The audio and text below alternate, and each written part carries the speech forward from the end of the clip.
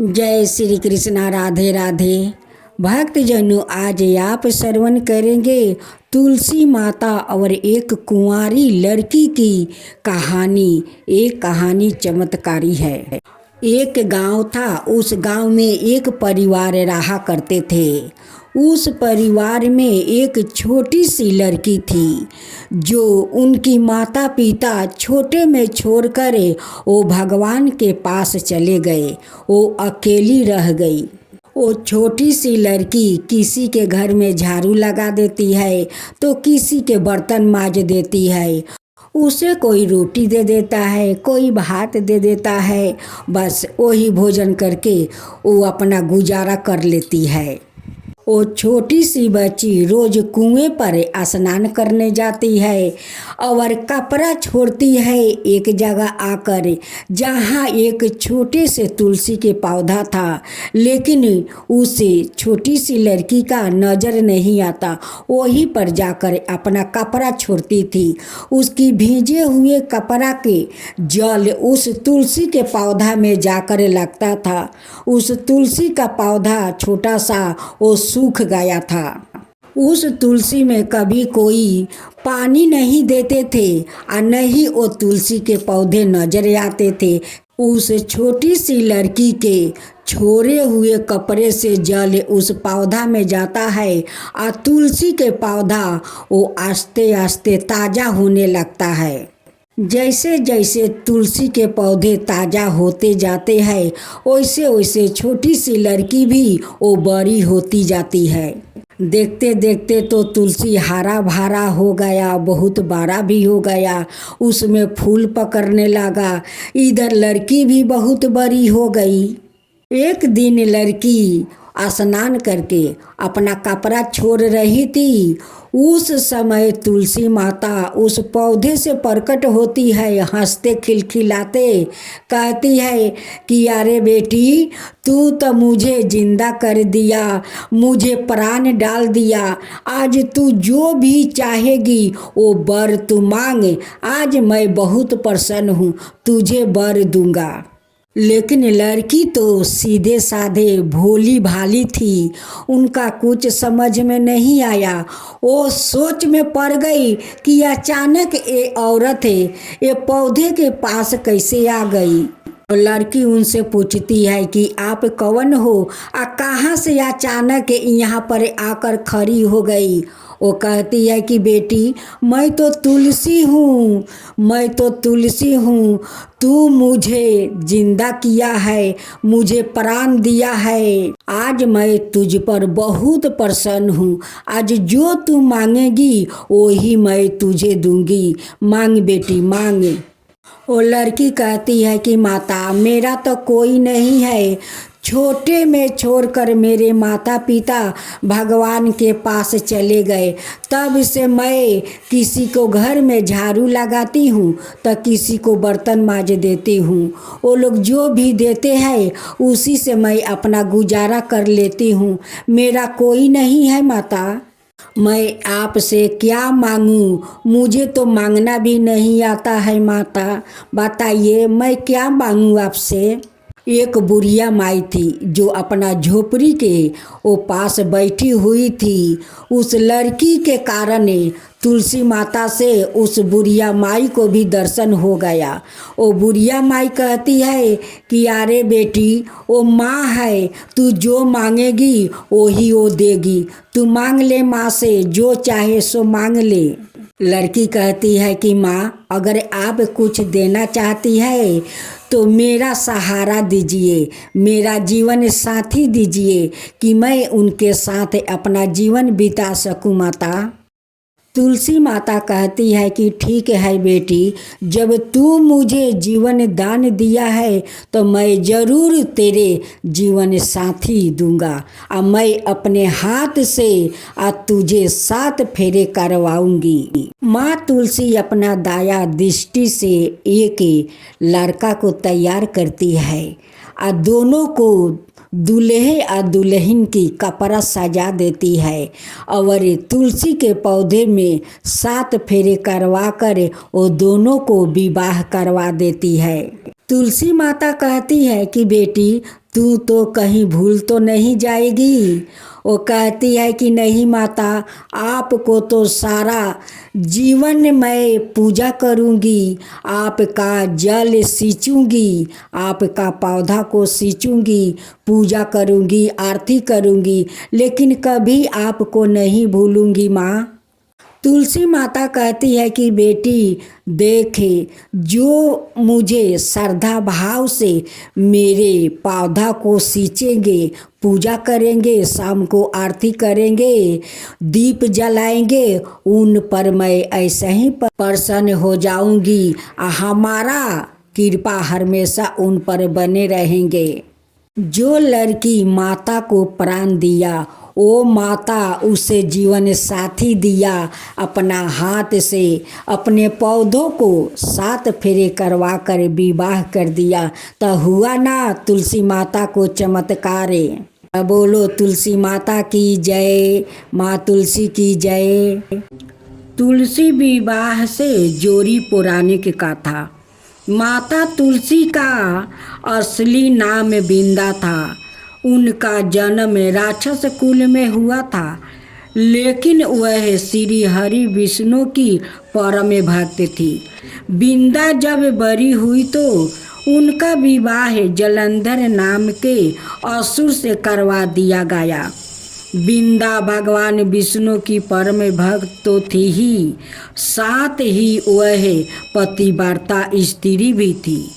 उनकी भक्ति और पूजा के कारण उनका पति जलंधर अजय होता गया और इसके चलते उसे अपनी शक्तियों पर अभिमान हो गया था और उसने स्वर्ग पर आक्रमण कर देव कन्याओं को अपने अधिकार में ले लिया। इससे क्रोधित होकर सभी देव भगवान श्री हरि विष्णु की शरण में गया और जलंधर के आतंक का अंत करने की प्रार्थना की। परंतु जलंधर का अंत करने के लिए सबसे पहले उसकी पत्नी बिंदा का सतीव्रता भंग करना आवश्यक था। भगवान विष्णु ने अपनी माया से जलंधर का रूप धारण कर लिया। बिंदा का पतिव्रता धर्म को नष्ट कर दिया और इसके परिणाम स्वरूप जलंधर की शक्ति छीन हो गई और वह युद्ध में मारा गया।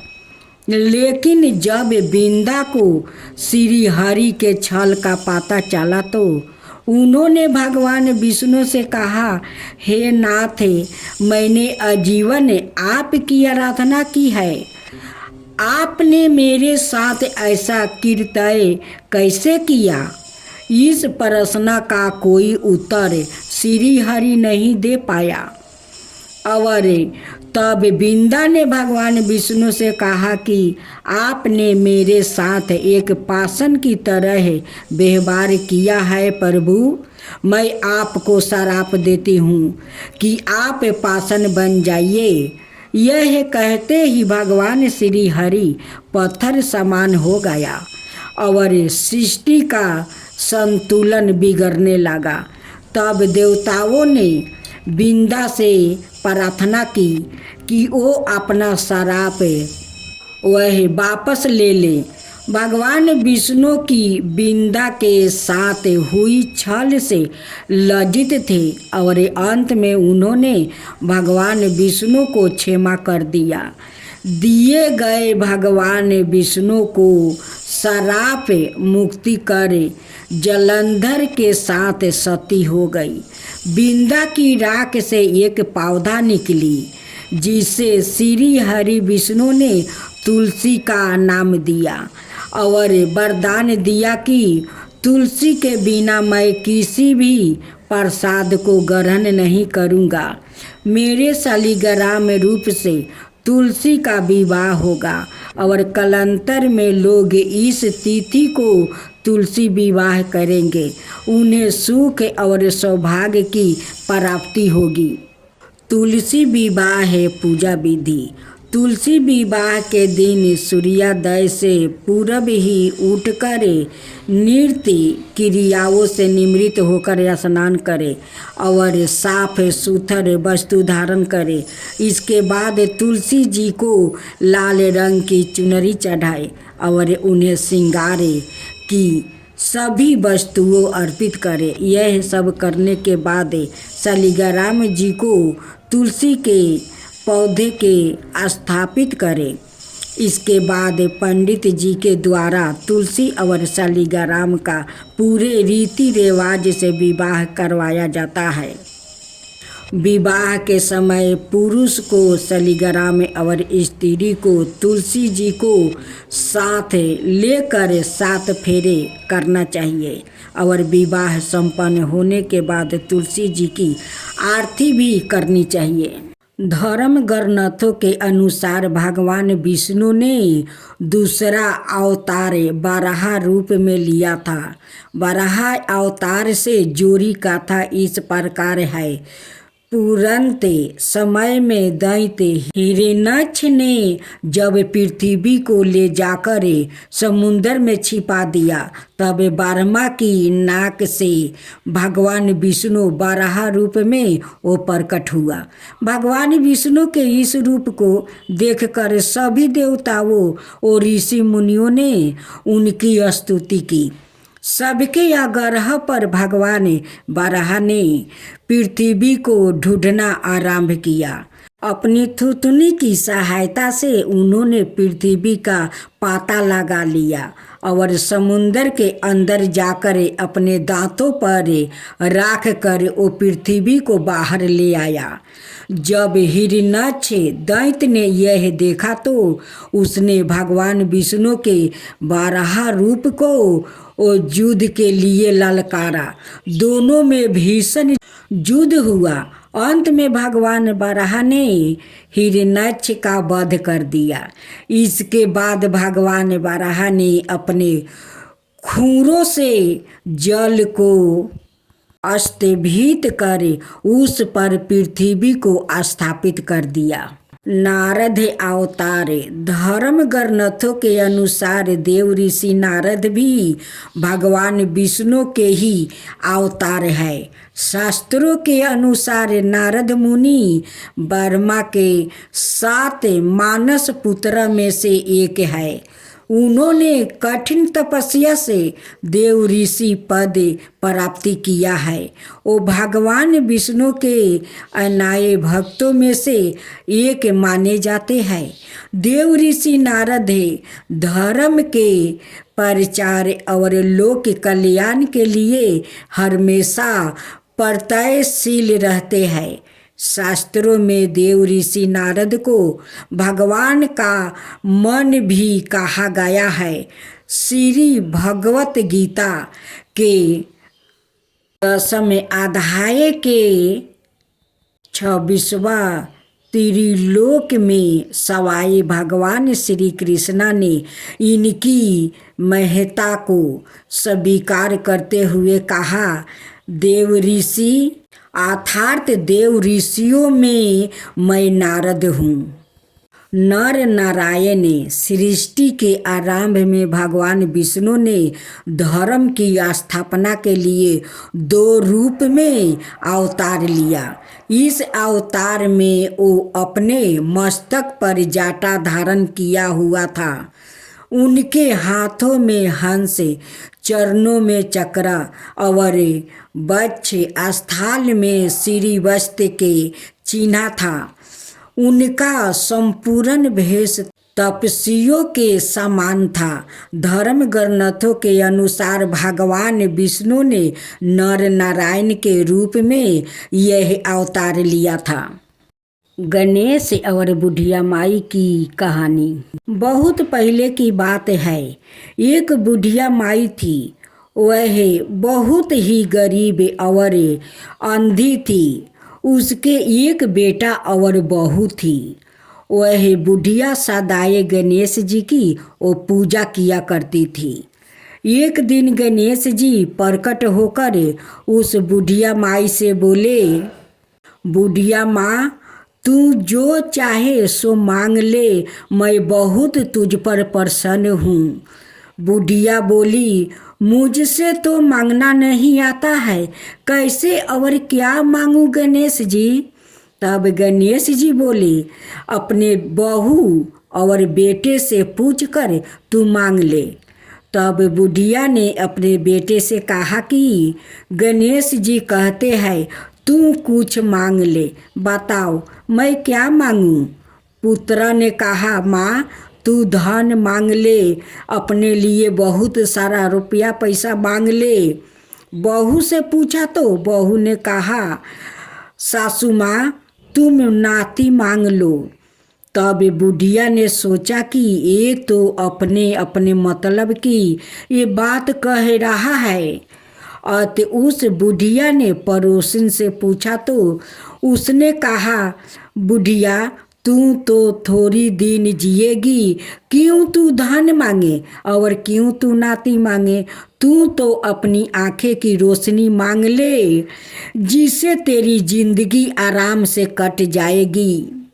किसी के सहारा तुझे जीना तो नहीं पड़ेगा, तू अपने लिए मांग ले। इस पर बुढ़िया बोली, यदि आप प्रसन्न है तो मुझे 9 करोड़ की माया दे, निरोगी की काया दे, अमर सुहाग दो, आँखों की रोशनी दो, नाती दो, पोता दो और सब परिवार को सुख दो और अंत में मोक्ष दो। यह सुनकर तब गणेश जी बोले, बुढ़िया माँ तूने तो हमें ठगा लिया, फिर भी जो तूने मांगा है वचन के अनुसार सब तुझे मिलेगा। और यह कहकर गणेश जी अंतर्ध्यान हो जाते हैं। उधर बुढ़िया माँ ने जो कुछ मांगा वो सब कुछ मिल गया। हे गणेश जी महाराज, जैसे तुमने उस बुढ़िया माँ को सब कुछ दिया वैसा ही सबको देना, अपना कृपा हमेशा बनाए रखना। एक बुढ़िया माई और गोपाल की कहानी। एक गांव में एक बुढ़िया माई रहती थी। उसका इस संसार में कोई नहीं था, इसलिए वो अकेली ही अपना वो जीवन बिता रही थी। एक दिन उस गांव में एक साधु महाराज आया। बुढ़िया माई ने भक्ति भाव और प्रेम से उन्हें साधु महाराज का आदर सत्कार किया। जब साधु महाराज जाने लगे तो बुढ़िया माई ने कहा, महात्मा जी आप तो ईश्वर के परम भक्त हैं, कृपा करके मेरा अकेलपन दूर करने का कोई उपाय बताइए, मैं अकेलपन से ऊब चुकी हूँ। साधु महाराज ने मुस्कुराते हुए अपनी झोली से बाल गोपाल जी की एक मूर्ति निकाली और बुढ़िया माई को देते हुए बोले, माई यह ले, यह आपका बालक है, इसका अपने बच्चे की तरह प्रेम पूर्वक लालन पालन करती रहना। बुढ़िया माई आनंद से झूम उठी। ओ बड़े लाड प्यार से कन्हैया जी का लालन पालन करने लगी। कन्हैया जी के आने से माई का सारा अकेलपन वो दूर हो गया था। उसका पूरा दिन कन्हैया जी की सेवा में वो बिताने लगी।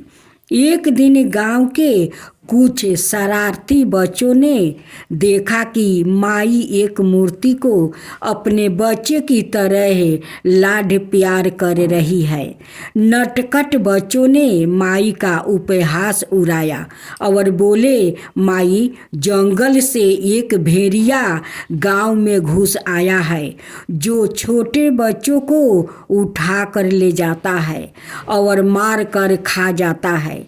तुम अपने लाल का ध्यान रखना, कहीं भेड़िया उसे उठा कर ना ले जाए। बुढ़िया माई ने अपने बाल गोपाल को उसी समय कुटिया में विराजमान किया और सवाए लाठी छड़ी लेकर दरवाजे पर वो पहरा देने बैठ गई। अपने लाल को भेड़िया से बचाने के लिए बुढ़िया माई भूखी प्यासी दरवाजे पर वो पहरा देती रही। पहरा देते देते एक दिन बीत गया, फिर दूसरा, तीसरा, चौथा और पांचवा दिन भी बीत गया। बुढ़िया माई 5 दिन और 5 रात लगातार बगरह पलक झुकाए अपने बाल गोपाल की भेड़िया से वो रक्षा करने के लिए वो पहरा देती रही। उस भोली भाली माई का यह भाव देखकर भगवान श्री कृष्णा जी का हृदय प्रेम से भर गया।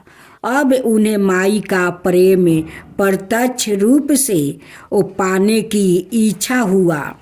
भगवान जी ने बहुत ही सुंदर रूप धारण किया और वस्तु आभूषण से सुसज्जित होकर माई के पास आया। भगवान जी की आहट पाकर माई डर गई। उसे लगा कि दुष्ट भेड़िया उसके लाल को वो उठाने आ गया है। माई ने लाठी उठाई और भेड़िया को भगाने के लिए उठे खड़ी हो गई। तब भगवान जी ने कहा, माई मैं हूँ, मैं तेरा वही बाल गोपाल हूँ जिसकी तुम रक्षा कर रही हो। माई ने कहा, यह नहीं हो सकता, तुम जहाँ से आए हो वही लौट जाओ। मैं तुम्हें अपनी कुटिया में घुसने नहीं दूंगी। मेरे लाल के सामने इस संसार में कोई दूसरा हो ही नहीं सकता। भगवान जी माई का यह भाव और एक निष्ठा देख कर और अधिक प्रसन्न हो गए। भगवान अपने वास्तविक रूप में प्रकट हो गए और बोले, मेरी भोली माई, मैं श्री कृष्णा हूँ। मैं तुम्हारी भक्ति से बहुत प्रसन्न हूँ। मुझसे जो चाहो वर मांग लो।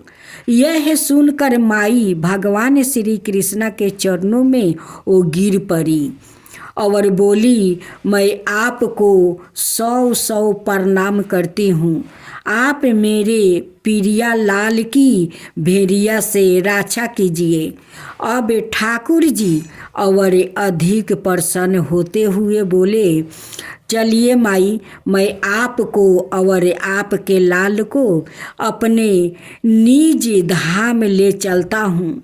वहाँ भेड़िया का कोई भय नहीं है। इस तरह प्रभु बुढ़िया माई को अपने निज धाम ले गया। इस कहानी से हमें सीख मिलती है कि भगवान को पाने का सबसे सरल मार्ग है भगवान को सच्चे मन से प्रेम करो। निरपेक्ष प्रेम अर्थात कोई भी कामना ना रख कर किया जाने वाला प्रेम जैसे बुढ़िया माई ने किया। इस कहानी से वो शिक्षा मिलती है कि भगवान से निष्ठ काम प्रेम करने से वो कितना प्रसन्न होते हैं। भगवान को केवल सच्चा प्रेम और भक्ति की ही अच्छी लगती है। भगवान से बुढ़िया माई जैसा सच्चा प्रेम करने से वो साक्षात भगवान मिल जाते हैं। हे बाल गोपाल, जैसे आप उस बुढ़िया माई के पास गए वैसा ही सबका पास जाना, सबको दर्शन देना। हे बाल गोपाल जी, हे श्री कृष्णा जी, वैसा ही सबको दर्शन देना। बोलो कृष्णा भगवान की जय, बाल गोपाल की जय।